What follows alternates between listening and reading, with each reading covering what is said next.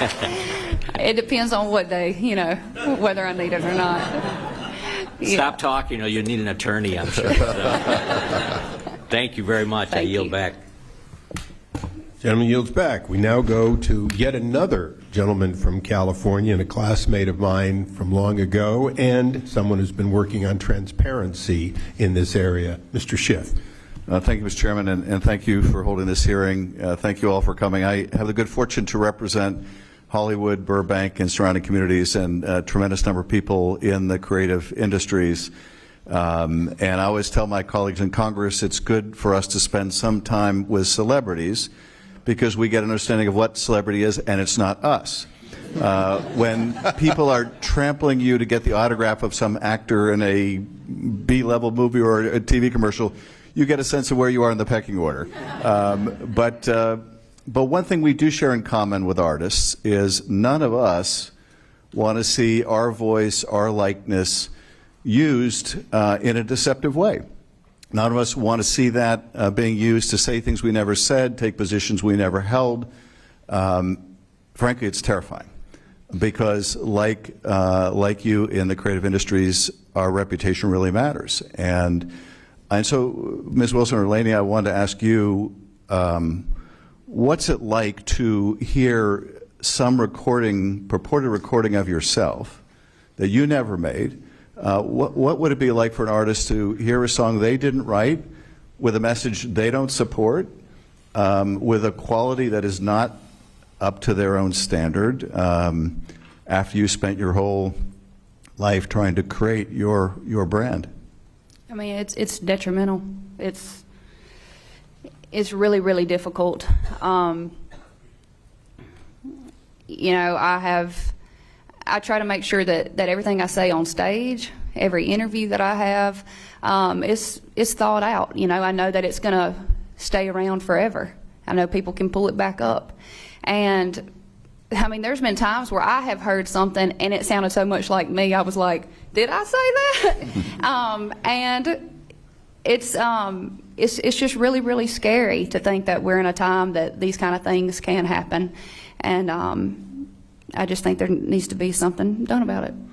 Well, let me ask our other witnesses that exact point. What should be done about it? Mr. Moore, the companies you represent, some of them are the behemoths in the technology industry. They have a role and a responsibility to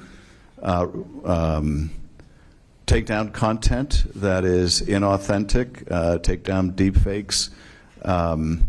What are your companies doing to make sure that artists don't go through what Ms. Wilson earlier described as the gut punch of seeing their likeness, their voice, their image used in deceptive ways?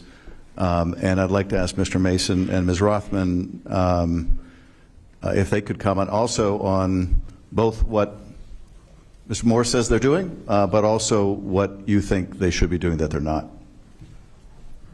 So I think certainly with respect to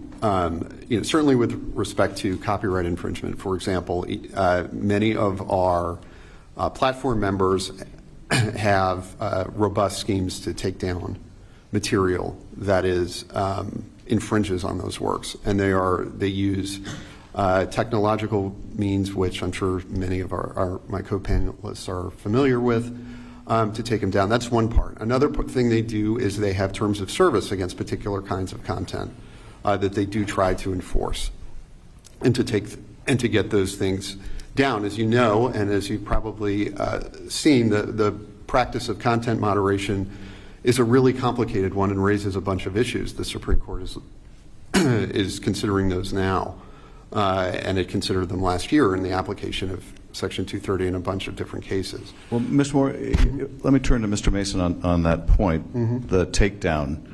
What is the experience of your members when they see their voice, their likeness being misused? Does the takedown system work? Do they actually take it down? How quickly do they take it down? How many million views, listens do they get before they're taken down? Is the system working? Is it broken? In certain occasions it does work. It is very difficult. And a lot of people, I've heard it referred to as a game of whack-a-mole. You take something down here, it pops up over there, you try and take that down. It takes too long, it's too difficult. It's cumbersome for independent artists who don't have the support of major labels, and sometimes they don't have the infrastructure or the staffing that it takes to do all those takedowns. And even some of the larger labels are struggling to chase their own copyright protection. And if I could ask you, Ms. Rothman, if the companies claim, the platforms claim they don't have the technological means to take them down quicker, is that true? Or is this sort of a willful design not to develop the technologies that really could address this? I think one of the problems, and I agree with Mr. Mason, that it is a game of whack-a-mole, and so whatever legislation is passed, we're going to have the same problem because there already are laws that address this. So one of the problems is the CDA 230. Which I think has limited interest in technological innovation. So I don't want to comment what the companies can or cannot do technologically, but they probably could do more than they currently are. And just a firsthand experience, this is not just about celebrities. I've been impersonated online, and when I said I'm being impersonated, take it down, nothing happened. And when I said someone's using my copyrighted image, it came down immediately. So there is a disconnect. And it's, you know, as Mr. Mason said, their artists have more power than the average person.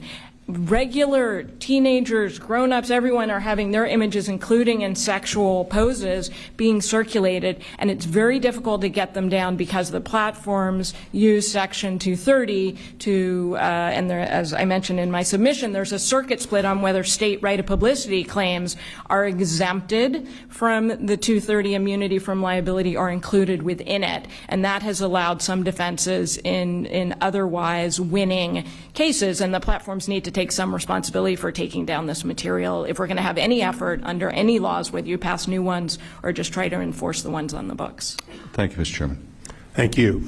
Staying on that role of California members, Mr. Kiley. Good morning, Professor Rothman. I found your testimony very interesting, and you testified that we do not allow people to sell themselves